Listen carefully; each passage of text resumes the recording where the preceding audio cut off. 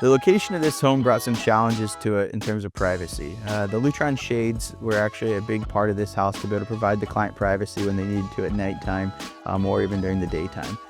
One challenge we encountered with this project was we had 8-foot windows in the backyard and then a pretty busy street behind the house.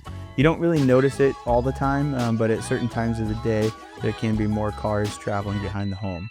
So the client wanted to have resort level finishes and also provide privacy when they needed to. We did this through the use of Lutron shades and drapery track. The shades are controlled with Palladium keypads inside each one of the rooms. They're also controlled with Josh.ai through the use of their voice or through the smart app as well too. Since the house does face west, this also helps with the sun in the evenings as the sun's setting. The homeowner is able to allow light to come in and enjoy the sunset, or also able to close it off and provide privacy as well too.